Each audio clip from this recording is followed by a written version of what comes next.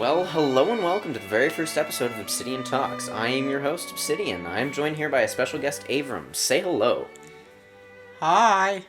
Today we'll be doing a segment called Sleep Deprived Anime, where I basically force my friends into watching anime series they haven't watched before. And today our subject will be Evangelion. Today's subject is me. I get to be your fucking guinea pig for the next 12 hours. Now, right? Yeah. So let's see how this runs. Yeah. So obviously there's gonna end up being spoilers. Just for you idiots out there. We'll be watching the original NGE and the end of Evangelion. We'll get to the rebuilds eventually, but I do not want Avram to kill himself.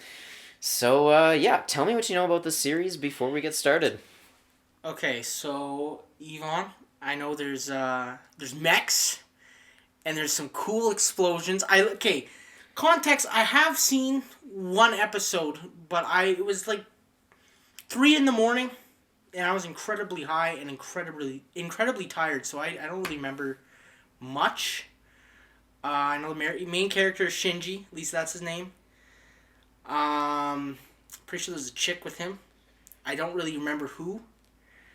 I remember a banging opening theme, because I hear it fucking everywhere, even if I don't watch the show. I can't avoid it.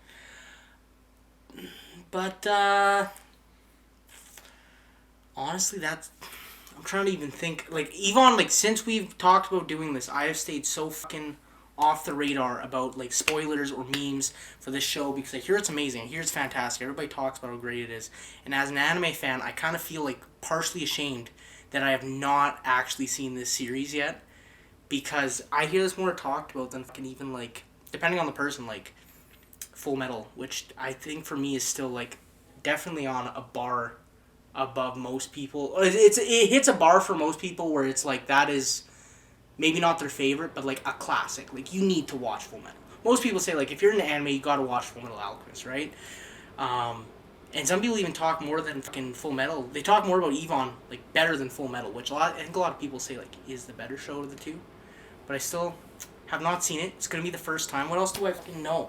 Dude, I'm literally pulling a blank as we're filming this. Now that the mic is on me, your eyes are staring at me. You're interrogating me on my Evangelion knowledge. It's just slipping out. I mean, I have a lot of things I hope for in the series. I don't know so many things of what is actually in it. I know they touch on some mental health stuff. I don't know to what degree. There's, I think, a feeling in the show, or at least I hear there's a feeling in the show of kind of what it would be like to realistically do these fucking battles as a kid and kill monsters and have no life other than being a soldier. So that'd be kind of interesting to watch. Man, what else? What else is there in Evangelion? I don't know, dude. I'm getting slightly nervous. I need to off this. I'm mainly nervous. I'm not gonna lie. I'm not nervous for the podcast. I'm nervous for the next 12 hours and trying to stay awake for the entire thing. I've not binge watched a show in quite a long time. It's been a few years since I've actually done anything like this, so I'm ready to be your guinea pig. It'll be exciting. It'll be fun. Nice. Well, it's currently 7:35 p.m., so we'll see you in about 12 hours then.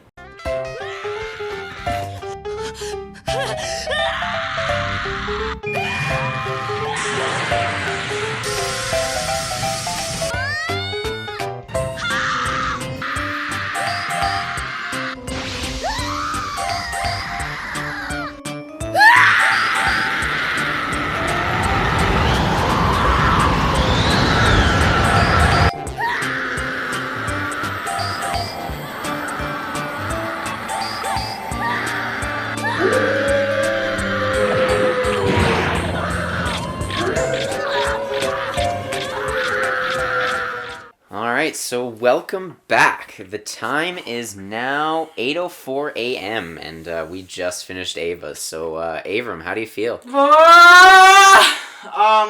I feel many emotions. I feel like I have just first of all completed a massive achievement in my life for staying up this late consecutively doing something. I've never even watched a show for probably more than 5 hours. So this is an achievement in and of itself. And then I start watching the thing, and I'm like, what the fuck did I witness? I felt I was... Okay, so to preface this, I literally thought this was a show where, people go into mech suits and then they get like a little depressed and a little traumatized afterwards. I was not ready for all fucking biblical, like, New World Order, cleansing, New Earth shit. When that started to happen, I was like, what the fuck is this show anymore? Like, it's just genreless at this point. Like, it just went into so many directions, but I'm so, like, delusional and off my fucking mind because I haven't slept in over a day, so I need to, like, piece together my thoughts in a concise package. Okay, well, first off, the most important question. Yes. Asuka or Rey? Dude's Asuka. Asuka all the fucking way, okay? Rey just, like, Rey is interesting. Rey is an interesting character, I think, not just in the story and how Rey interacts with people, but also as, like, a symbolic figure. But Asuka is just so much more endearing and so much more fun to watch for me. And seeing her backstory is fucking tragic. And I think they did a great job in the anime, in the film, and in the anime of kind of showing her backstory in the weird way that Yvonne does it, which is very thrown together, almost, I say, kind of Lynchian. It's very fast. You're not really kind of supposed to know fully what's going on. It's very piecemeal to you and chaotic, so I like that a lot. But yeah, no, it's definitely Asuka all the way. And also, Asuka just has a better Eva, like, just straight up, just a cooler looking Eva. So Fair. So, we watched both the original ending of NGE and EOE. Which one did you prefer? Why? Thoughts on both? okay, this is a loaded question because I was even thinking about this as we watched EOE, which is the end, right? That's the film. Yeah. So when I was watching it, like, I was starting, probably because of just the amount of time I was watching and how tired as well, but by the end of the series, I was starting to really struggle with figuring out what the focus was of the show, because obviously it expanded in scope and scale and took a lot of different ideas, but I was still like, what the fuck is, like, the actual driving plot or premise? Because it just kind of, to me, was starting to feel like it was spiraling into, like, well, it could be anything you ever want. And I'm like, okay, like, that ambitious, sure, but, like, I need something. So by the end, kind of seeing how what the fuck was it called? I'm blanking on all the terms for this because everything is just crammed in my brain and my brain hurts. The end event that we just saw. Yeah, the instrumentality, like, the very end point. So yeah, I liked how leading up to it and kind of the show throughout that point, it starts to get more and more psychological focused, not just on Shinji and his emotions, but kind of like his perspective of the world and what is going on. And you start to realize, at least I did, like, the more the show went on, that a lot of these images were not meant to be taken, at least for me personally, as like a literal symbol, right? They're kind of symbolic in a way. So leading into it, yeah, I was starting to feel kind of a little lost with where it was going, but then seeing how in the first ending especially, they tie in the end event with kind of this idea of, like, the whole world collapsing, literally physically collapsing, and you get to spend time with each of these characters. The way that I kind of rationalize it is it's almost the point right before everything essentially restarts and renews. So it's like the one kind of quiet, clarifying moment that all these characters have where they have literally no world to interact with. They have no one to talk to. They're left purely by themselves. They have no other distractions left to rely on. They have to sit finally and contemplate their life. They have to think about their thoughts. They have to think about how they've acted, how they've carried themselves, and whether it was justified or not. And even though I did bring this up while we were watching it, I felt like the last couple episodes were a little strange in its presentation. I like the direction that it went. I like that it kind of focused more on individual characters, and I like that we even got this idea of a few of them, like Misato kind of having this moment of realizing that maybe, especially, like, her love with Kaji, that was his name, right?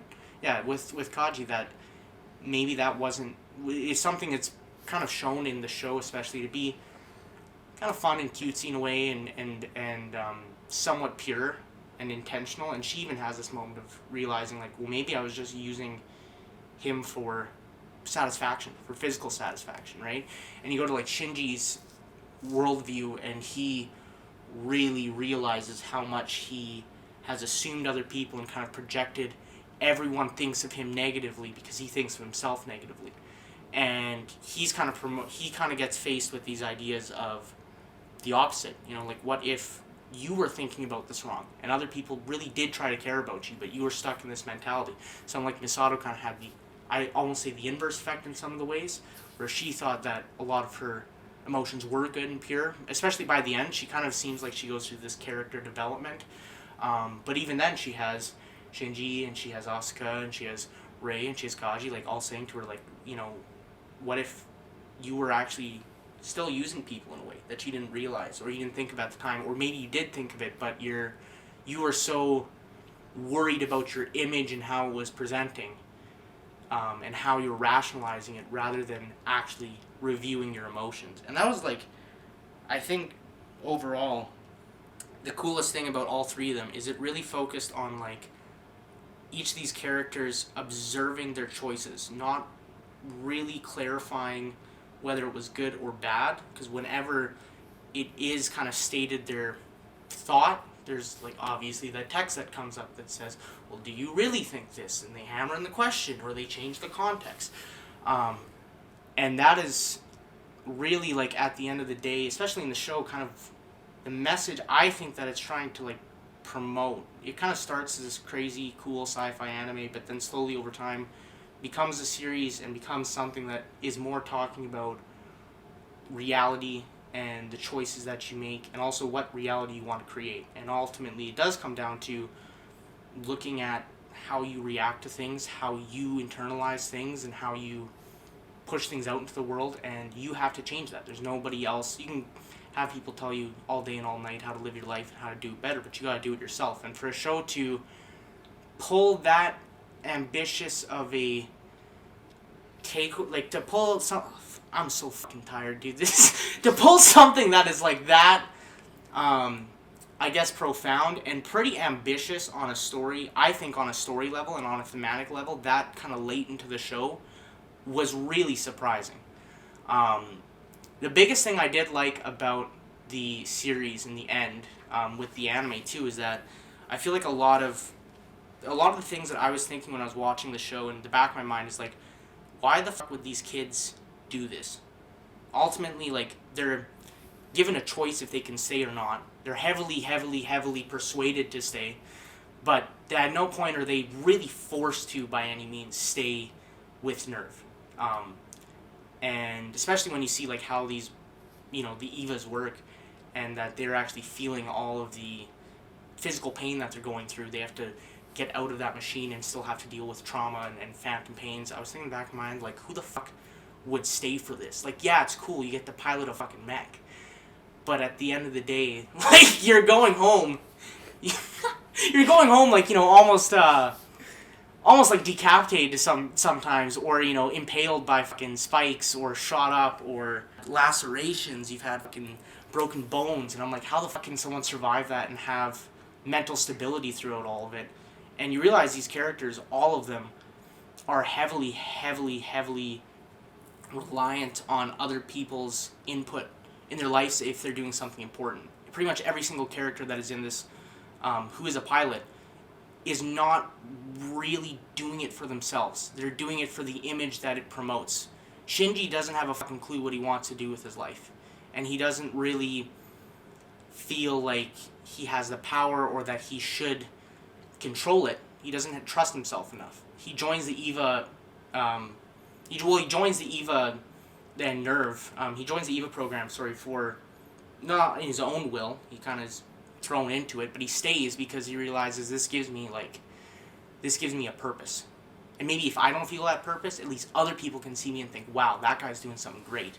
One of my favorite parts actually in the show, a part that sticks with me is at the very end, and they just keep hammering of why he chose the Ava project, why he stuck with it. He just kept saying, well, it's for humanity, and they just kept saying, well, is it for humanity, or is it for yourself?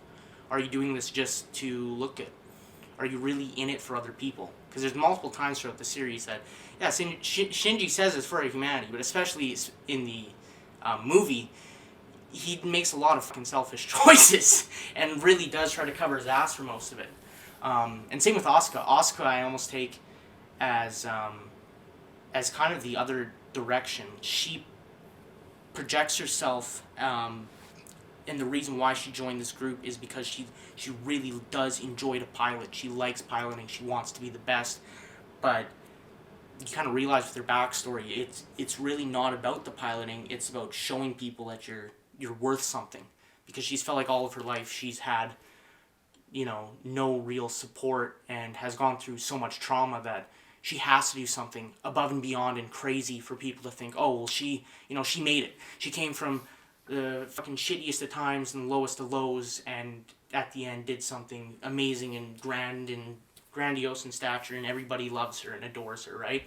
And Rey I always found is this really interesting character, because Rey is kind of, I'd say, the middleman. While I say, like, Shinji is very much doing it for other people, and while Asuka has an element to doing it for herself, Rey is really just kind of the military lapdog. She kind of just takes doing it orders. She's told to. Yeah, she just takes orders. She doesn't really have a say-so in how she feels. She doesn't really want to express her emotions either.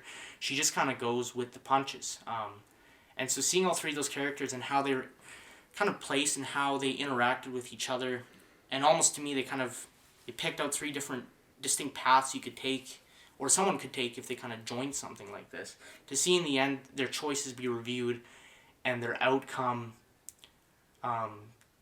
either contemplated on, or in Shinji's case changed, was really fascinating. And I really honestly did enjoy the first ending because of how positive it is. Shinji realizes in the end that, I fucked up a lot, and I've made some really bad choices, but I can't keep living in this world of fantasy, because if I do, I'm never going to be able to change. I'm never going to be able to accept myself. I'm never going to be able to have people that will love me or care for me.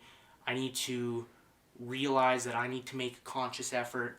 I need to take control of my reality, and then my fantasy will not be this thing that I hold so highly anymore, and I don't live in my fantasy anymore, and my fantasy can literally start becoming my reality. And I'm like, that's such a potent, sweet, heartfelt end, and a really interesting way to end, especially the TV segment of it. And that was something that I really liked. I like shows that can pull out something that is truly kind of positive and meaningful and impactful to people. But then on the other hand, that's kind of my thoughts on the TV show. But on the movie, I will say I think the presentation is a lot better. I know why the TV show probably went the way that it did. Monetary reasons and budgets can sometimes, especially if a studio is not really going off any source material bite them in the ass, because they have to essentially plan with a fixed budget, their 20 whatever episodes, and try to make it consistent. Like, that's incredibly fucking hard work, right? So I like that they really got an opportunity, and I'm really happy they got an opportunity, just as creators, to have another shot at it with a bigger budget, really get to tell the end of the story how they wanted to. And even though I felt like the movie was much more darker, it didn't take away from how much I enjoyed it, because they touched on parts of Shinji's character especially, that I was really fascinated in, that you kind of see throughout the show, but they build it up more. The whole hospital scene with Asuka really, really got me, because one of the interesting things I watched, or one of the interesting things I thought that happened in the show, is when he has the whole scene where he's trying to kiss her when she's sleeping. Like, obviously he's very, like, he's something is wrong with him at that point. Like, he's either so in his head, or he's so delusional, or he's so he has so little self-worth that he doesn't care about other people. And that was a really telling point for me, for seeing, like, how not how far he's fallen, but how deep he is in his trenches, I guess. And so to see that kind of more explored in the movie was fantastic. I thought I really, really liked the animation in the film. I thought the film did a really interesting thing too with the whole, I need the name of it again. The instrumentality or Third Impact? Instrumentality, yeah. Yeah. With that whole scene and the Third Impact, of how they kind of, instead of focusing on just the moment right before, I felt they kind of encompassed everything. And I thought that the presentation, while it wasn't as personal with each character. I really liked the kind of folding point where everything was collapsing in, and there's just panels on different panels, and there's you hear a bunch of different audio playing, and everything just kind of like zooms out into one singular point. I really liked the use as well of live action footage, especially in the film. It really started to trip me out, and honestly, kind of freaked me out a little. I was like, this is like breaking the fourth wall. Oh, uncomfortable. You know, it was a little fucking weird, man. Like, I'm not gonna lie, it was kind of freaky, but I enjoyed it. It reminded me a lot of like a Lynchian film or an experimental film. Not so much maybe in its presentation, but definitely in its like kind of ideas that it wants to explore and kind of some of the techniques that were used. So I really liked that as well. And even though the ending of the film is not as I guess I'd say positive for Shinji's case, I think it more speaks better to the person that's watching. It more leaves it open-ended to someone who is viewing it, and it just says, yeah, you know, as long as you have the sun, the moon, the earth, as long as we're here, as long as you're breathing, you have time to change things. You have time to look at your life, you have time to review it, you have time to make whatever, you know, crazy fantasy you want a reality. Also, though, you have the time, if you want, to be miserable. Yeah, one of the things I really like, especially about the film, is the scene with Misato and Shinji. And Misato just basically says, you were the one that has done this to yourself. You can't blame anybody else. You're the person that cemented these ideologies. You're the person that pushed people away. You can maybe pin it on anybody else, but ultimately it was your choice. It was your choice to do that. And I think in a day and age, especially when I think a lot of our media is very rooting for the bad guy, and most times it's not bad, but sometimes it does get into some pretty heavy, pretty violent topics, and it doesn't really talk much about the actual kind of psychology behind it, or the philosophy, or really make the characters stop and think about what they're doing. It's really nice to see a show that has someone hold people accountable in a way that's realistic, in a way that didn't feel really ham-fisted or forced. I really enjoyed it. So honestly, like, it's hard because usually I can pick a one or the other for like, I like this more for an ending, but both the endings I thought were really well done. I like them both for different reasons. I will say, even though the film is much more grandiose of a conclusion, especially in the presentation, just because of the budget and the crazy fucking images and fucking wraiths shooting out of the goddamn planet, like, that was fucking nuts. I think the TV show ending is still effective, even with the obviously very harsh limitations they had to work with. So tell me, I went a little bit into my thoughts on both the endings. What about your thoughts on the endings, good sir? How do you feel about the ending of EVA and what is the original? NGE and NGE. ELE, yeah. Dude, oh god, this is gonna take me a while. I'm too tired. Anyways. Well, yeah, so my personal, like, my favorite ending out of all of them, like, because I've obviously read the manga, I've read anime, I've watched the rebuilds and everything, and my favorite ending has always been EOE, because, I've never been a fan of Shinji, which is not an unpopular opinion. He's whiny, he's annoying, he's a coward, right? And so I like the series that don't sort of push the whole, like, oh, I'm the protagonist, like, in my last moment, I now find this superpower that will help me defeat the final boss because I'm the protagonist, right? Like, that's actually a good point. And so, like, him being a coward and failing and, like, literally everyone dying because of him at the end of... Like, obviously the world's going to reset and everything, but, like, I just like the idea of him feeling that failure, right? Like, because you haven't seen the rebuilds, but, like, the ending of the rebuilds, for anyone who has seen them, is a happy ending. Like, it's the... Okay, thank Christ. So, like, I won't say any more than that, but, like, in the context of Evangelion, it is a happy ending for the series and for Shinji and for the characters. And, like, just the... Like I was saying, I'm not a big fan of the whole, like, I'm the protagonist, and so I do like the original NGE ending, but it's just kind of the whole, oh, I just learned how to be happy now. Yeah. Let's end it. Like, I definitely extrapolated a lot from it. Because, like, I get that the message is coming from there, but, like, a lot of the people who, might be watching this show or who aren't watching this show, who might be in similar circumstances, like, that doesn't always work. Yeah, just being like, oh, fucking, I'm gonna be happy today. Yeah. Like, yeah, it doesn't. So like, I get what you mean. I really like the style that it went with. I really like because the budget problems with it. Obviously, I like it because. Like I was saying while we were watching it, right? And you actually never elaborate either on why there was a few in-betweens with stills and not actual full animated, like, sequences for the next episodes. Well, yeah, so because the whole series was really just on a low budget, and so they just kind of ran it into the ground right by the end, so they kind of had to do what they could, right? But, the ending really... I liked the way that... Because everything was folding in on each other, right? Like, for the human instrumentality in the NGE, and so I liked that it was getting progressively worse and worse and worse, like animation-wise. Like, you were losing the backgrounds, then you were losing the animation, and then it was, just hand-sketched, and then it wasn't even colored. Exactly. Even though there was, like, they definitely were running out of budget, there was still artistic intent to some degree with what they were doing. Like, I liked the way that it just kind of spiraled, right? Like, so, like, I really like the artistic style, but, like, just the way the ending works. I don't like Shinji getting a happy ending. Well, yeah. So, And one thing also, to credit the movie ending, which I didn't even say before, which is, like, the movie ending literally explains, like, characters and placements and setting towards the end of what's happening way more clearly than the show does. Seeing a, flash second or frame of Asuka laying in a lake doesn't do anything for me. Yeah. Until I see the movie and I was like, oh, there was actually a massive battle that happened. Yeah, and there's a whole lead up to it, and that's why she's there. Yeah.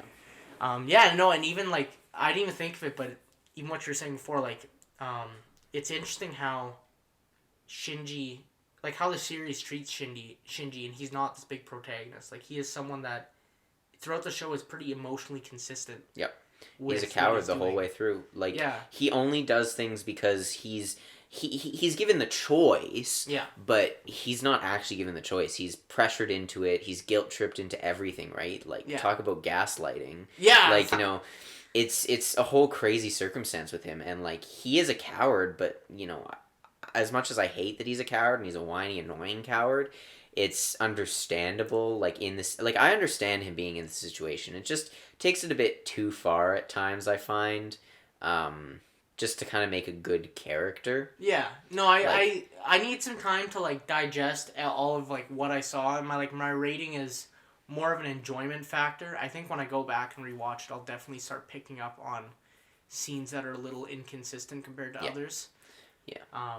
And also, too, like, we didn't even mention this before, but we were kind of talking about this in between about Asuka and, like, how most people don't really talk about her character flaws and how important they are, and how she's, like, really almost a different side of the coin from Shinji. Yeah, she's like really the exact opposite, because Shinji's fatal flaw is hands down his cowardice. Yeah. But Asuka's fatal flaw is her pride. Yeah. Like, they both bring them down the same amount. Like, think about in the series how often Asuka does not outperform anyone just because her pride gets broken so easily. And, because, like, how destroyed she gets when she gets outperformed. Like, that ruins not her day. She's done for the week. Like, she's gone. Exactly. Like, in the big fight in EOE, right? Like, she thought she could take all these guys themselves, and then she's dead. Yeah. Like, there's no coming back from that. Her unit's gone. Her eyes gone. Like, she's done. And I can't imagine, like, the pain that she went through. Like, that would be excruciating pain, like, getting torn apart like that, like, while she was alive the whole time. Like, and it's all just because she was too prideful to, get help for it, right? Like, she didn't want to pull back. She didn't want to do anything. She had to do this on her own by herself, and it had to be that way. Like, all because Shinji's kind of a slave to his own... Shinji's kind of a slave to his unwillingness to change. Yeah. Asuka, I feel, is a slave to her expectations. Yeah.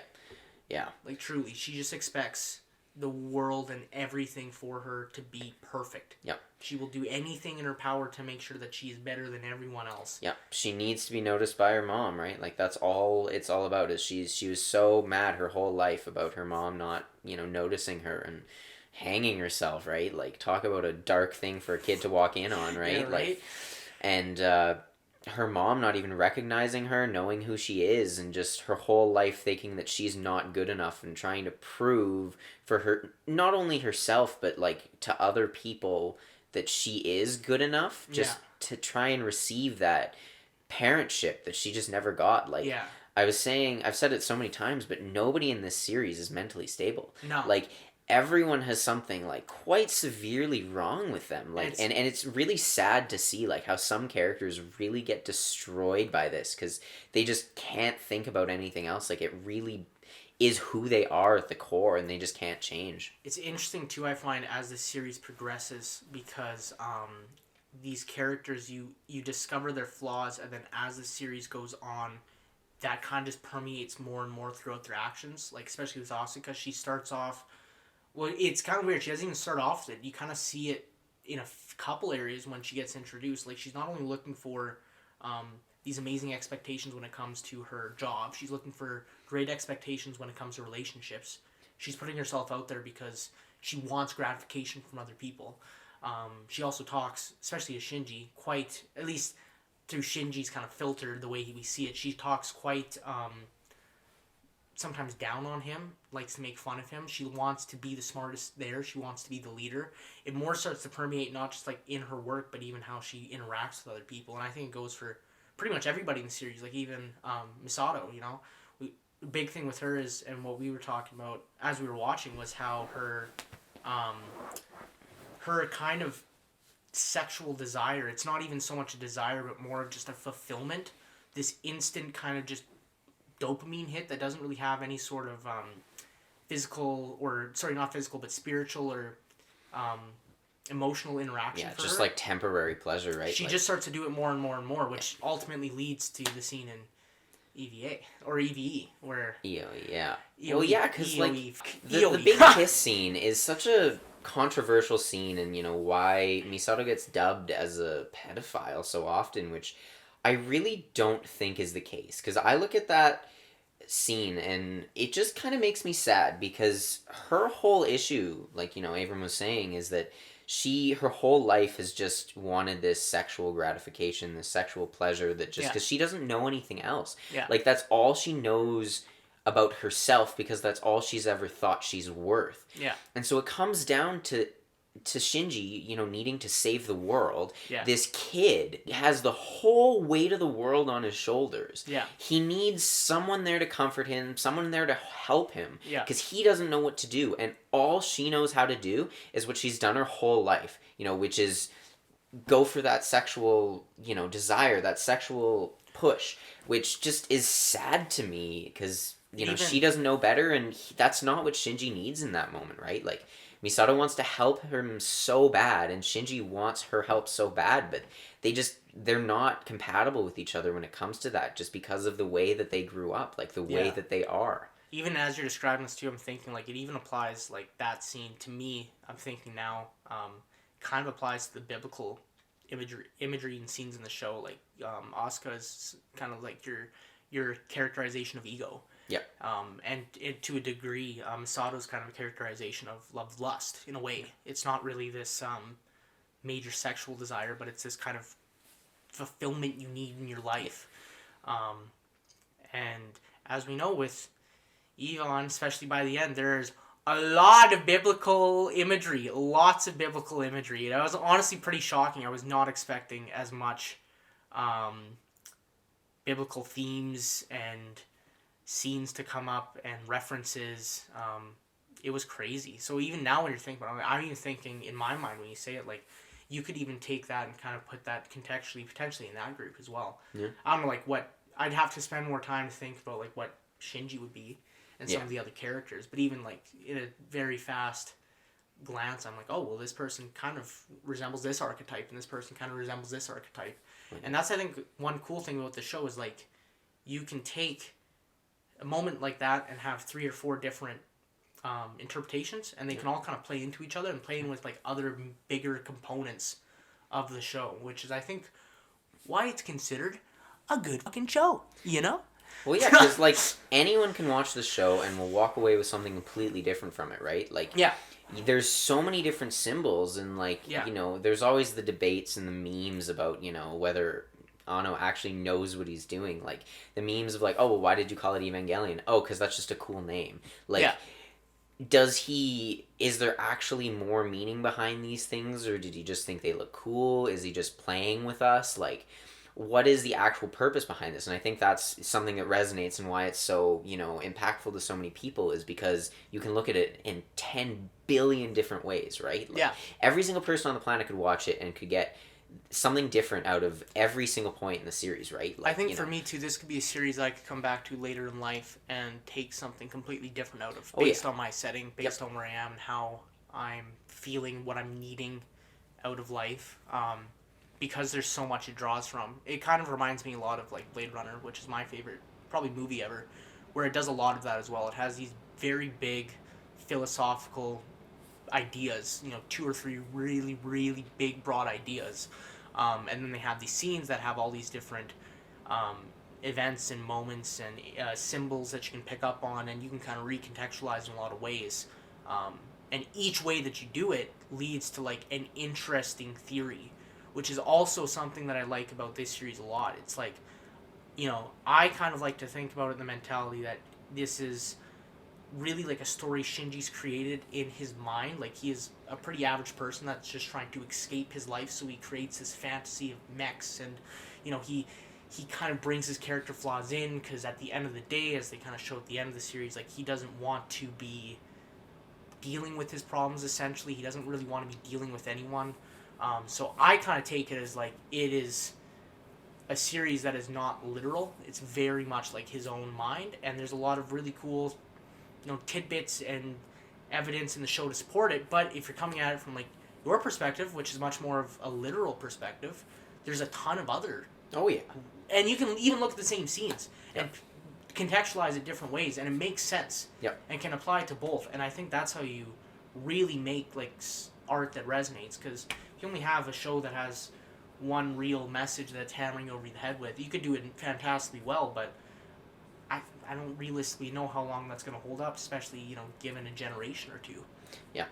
And, like, another thing, though, too, is, like, I genuinely know people who grew up with this series. Like, they watched it when they were, like, 5 years old, which, first off, probably wasn't a good idea. 5 years old, but like, is maybe a little. No. Yeah, I know. Like, I don't think it's really for that age range, but like, I genuinely know people who did watch it at that age, and like, the things that you would get out of it from that age are just so different from what you get out of it like at our age, Dude, right? If I like, watched this 5 years old, I'd be shitting my pants. And so they grew up with it. They watched NGE when it came out. They watched EOE when it came out. They watched the rebuilds as they came out, sort of thing. Like, as someone who quote unquote came late to the party, right? Like, yeah. Especially you. Especially me. Like, I'm very watched late it to today. the party. Just finished it today after being so fairly big anime fan for a few years. Yeah, it's taken me a while. And the fact that it is, it came out in 1995, right? Like, NGE came out, 25 years ago, 27 years ago, right? And so that spans a lot of people. Like, people who were, 18 when that came out are now, a lot older. And so there's so many people that can have experienced the show in their lifetime that might have watched it when they were younger and are watching it again now. It's completely different.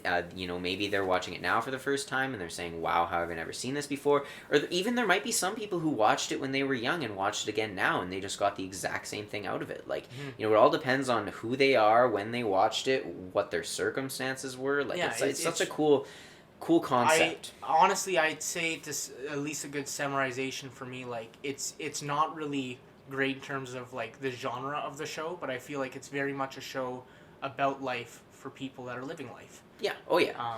And a lot of the messaging and the conclusion of no matter what you're watching, where you're watching the show, comes down to your choices, how you perceive your world, your actions that you commit, how you treat other people. It's very, very real, everyday problems that it kind of addresses, which I think is fantastic, especially for a show that can do that, and then on the other hand go crazy mech fight, big monsters. It's really sweet to see a series that does it, and does it like well, and does it fairly maturely. Yeah. Because if I try to write this, it would be a shit show, and it would either be all life, or I'm gonna pretend to kind of care about the life stuff, but look at my cool robots over here. Yeah, exactly. You know, like... Yeah. So one thing that I find so funny about this series is how the whole message of it, right, is all about anti-escapism and, like, how it's not good to run away from your life, but it's one of, if not the most marketable series, like,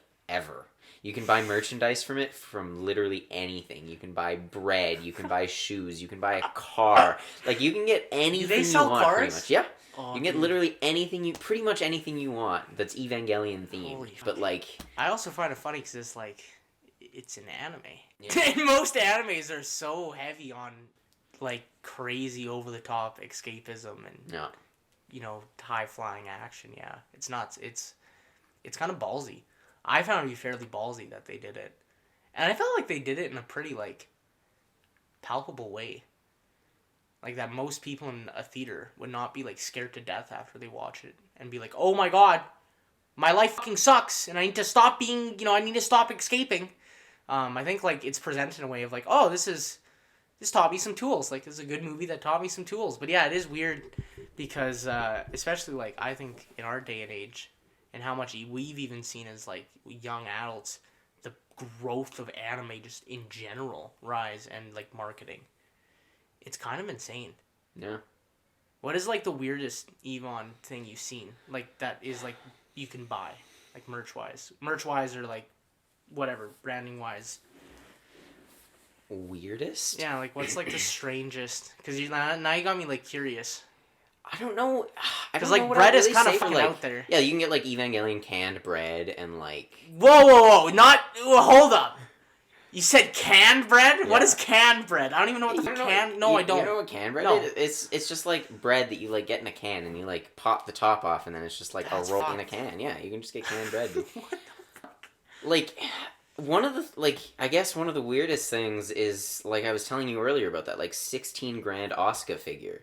Like, the life-size Asuka figure. Like, that's just kind of taking it, like, you know, I'm an Asuka fan myself, too, but, like, that's expensive for a figure, and, like, who needs a life-size figure in their house? Like, I feel like that's just a bit much, you know? Like, unless you have, like, a mansion, maybe. Maybe, but, like... But also, it's just, like, extra as fuck at that point. Yeah, like, and that's so expensive, like... I don't know, man. It's crazy even to see, like... Well, we even have friends that have, like, some pretty heavy Is it Evan? I say Yvonne. Fuck it. Evan tattoos. And even, like, stuff like, yeah, tattoos. I see people have, like, car wraps in town. That shit even costs a lot. Like, you can spend easily $2,000-$3,000 just on that alone. And that's not even, like, a marketed product. Yep. It is strange to think. It's weird how, like, ironic it was that that's the whole messaging of the show. And then it's probably a mix of, like, corporate and the fan base just loving the show because it's genuinely good. Yeah. And then being like, well, let's sell it with everything because everybody wants to buy Evangelion shit. Like, we were even talking about when we were watching how cool it would be. And you probably could realistically do this buying, like, nerve, like, binders and coffee cups and have, like, a nerve... Oh, I'm sure they have them, yeah. You must like, be able to do, like, a nerve-themed fucking office space if you want it, everything, you know? It's interesting to think, yeah, because it's... I've never... Or I rarely see a show that is so anti... it's not really an anti-consumerism, but it's more so like the anti-escapism of like, don't fill your life up with, you know, useless shit to feel better, deal with and process what you're going through. Yeah. And at the same time, we were like, no, but this show is fucking awesome mix and a cool song, so we're gonna sell the shit out of it, you know? Yeah, exactly. Have they done like trading cards and shit too? I'm sure they have. They must have. They had to have. This is how much of lore I know of Evangelion. I don't even know what the fuck they sell of it. Yeah, well, you're gonna learn. You're gonna get looking. We're getting there real swift now. Yeah, you're gonna start looking. You're gonna find something, and you're gonna start ordering, and you're gonna go ham. So I guess maybe just right before the final thoughts, just like a fun fact for you that might be a bit personal that you might enjoy is, you know, like Penny Parker, right? Her classmates in the comics are Shinji, Asuka, Rei, and Kaworu. Like, they're actually in the Spider-Verse. What the fuck? Okay, yo. No. That's not, like, just a cool thought. No. Okay, I've given you all my, like, serious, in-depth analysis, right? I haven't covered everything. But I covered the question. Now, like, what, like, we gotta focus on this for a minute, because this is not just a throwaway, whatever. Because like, what the fuck, man? Who would just add characters like that as like a meme? It's just like a little Easter egg. There's a lot of other classmates are like mech people. Like there's Gurren Lagann characters and whatnot too, but like just specifically with the Ava ones. Okay, so I have no reference for other mech, but Ava and Spider-Man, man, I love them both for different reasons, but I don't think they would blend together too well. Well, it's like they're just kind of in the background. Like it's not like a I know, driving part of like, the story. My crazy ass, and I'd be like, I have to find out why this is canon. I have to find out why they did this. Just an Easter egg. Why did the artist intend to do this in this series? But yeah, no, it's it was genuinely amazing. I thought it was like overall a fun show, and even too like talk more broadly, like quickly, like I love the animation. I thought the animation was great. I thought the soundtrack was really good. We watched the original version, so I got to hear the Fly Me to the Moon variations at every end of the episodes, which were really, really fun. Obviously, like I said, the soundtrack and the opening was fantastic. The explosions were fucking cool. They just got fucking cooler, okay? I was saying before that I watched a full episode, and upon review, I only watched about half the first episode. So when I thought I saw the scale of what cool explosions could be, my level for cool explosions, especially for old anime and cel shaded like anime, it's next level now. You can't see what I'm doing here, but I'm putting my arm way above my head, way above my head, because it was fucking awesome. Yeah, no, this is something I'm gonna have to think a lot about. There's about fucking 90% of the imagery and the symbolism that I still don't really know what I feel about, or what it's supposed to mean, or if it means anything. But that's the fun of a good series. I get to digest this now and mull about it, and you let it consume me for probably about a week. That's what obsessive series do. So probably be more than a week, but yeah. Probably more than a week, but we'll start there and we'll see what happens. Nice. Well, then I guess to just kind of close it off, any last final thoughts, and give it a 10 out of 10 for how many lances of longinuses you're going to rate it at. Ooh, final thoughts. I would say that this is a really, I think, important series for people to watch. It's kind of something that I put along the lines of the only other anime I think that's really done this, which is funny, because it's totally like not the same genre, is Higurashi When They Cry. Both the series have really, like, while they're kind of over the top in their theming and their genre, they have really, really good messages at the end of the day. And if you kind of pay attention to what the actual story is trying to say, they can teach you a lot. I think for some people, this could be a series that like changes their life. If they're in a really rough spot, they could watch Egon. They could see what it's saying, past all the fun, kooky anime action stuff, and realize there's a genuine message that's trying to be said, which is, I think, pretty hard to come by, especially this day and age with just how much content is produced creatively. And also it's hard to come by stuff that can say something like that effectively. And I think Evangelion did a really good job with it. There's a lot of what the fuck moments. There was a lot of moments where I was like, why is this thing doing this? But then as well, there was, aside from just the cool, well done messaging and themes, there was some just really awesome scenes and imagery, awesome fight scenes. I'm so fucking sad that Toji's mech, that fucking black, red, and white amazing beast, is only in for like 2 minutes, because that thing looked fucking awesome. And the fight scenes, especially in the film, are like over the fucking top. So if you're into just cool fights like Power Ranger Megazord on crack, fucking crazy fights, definitely watch this. I would probably rate this show... See, this is hard because usually I have time to digest something and really think, but this is very on the fly. So off of just base reaction, I'd probably say like 8 or 9 Lancers out of 10. It's quite high. I think mainly it is because of how it ended. It ended in a way that was way more profound than I thought, and I was really happy that it did, because for a while when I was watching it, I heard people say, you gotta watch Evangelion. It's amazing. It's, you know, it's like, it's fucking top tier. It's a classic anime. And as I was watching it, I was like, yeah, this is cool. I like this fights and stuff. But like, I didn't understand what the big deal was. And then kind of when I started to see it, I really was like, oh wow, this is done effectively and this is done well. And the thing is too, man, anybody that watches this show, they'll probably have a totally different interpretation than I'd have, which is amazing. Most shows can't do that. I'm happy when shows can, and I think that's kind of the best type of art, when you know, 50 people can watch it and have 50 different opinions, but it all meant something to them. That's when you know you've made something truly, truly special, and you develop a really strong fan base that Evangelion obviously has. So it was a fantastic show. Thank you for the experience. Thank you for keeping me up, keeping me somewhat sane, keeping me somewhat concise.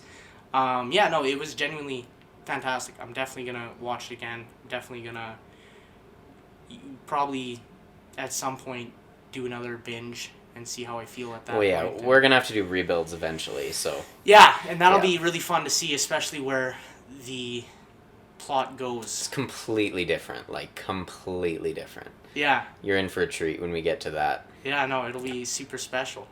Super special. Yeah, well, thanks for being on here. Thanks for listening. See you next time. And thanks, guys. Now for us to go out and touch some grass, which is the message of the show. Yeah, we're going to go out. We're going to live our life. We're going to touch some grass. We're going to enjoy the sun. No more escapism. No more anime. Turn off your goddamn phones after you listen to this podcast. Turn off your phone. Go outside.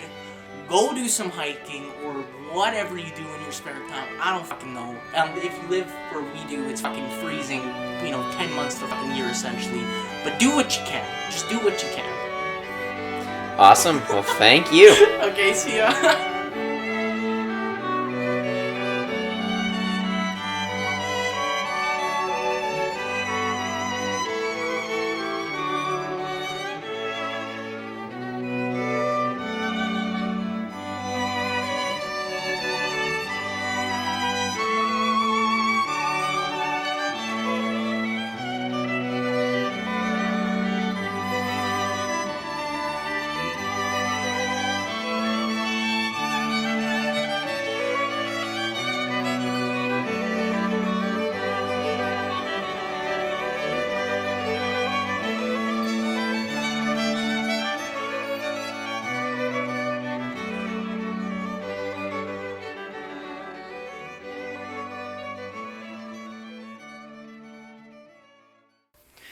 All right, let's What the fuck have you done to me? What have you done to me? What have you done to me? I'm broken. I'm a broken man. I'm a broken man. Quiet. Why are you so I am a broken man. Okay, well now you're clipping. You have destroyed me.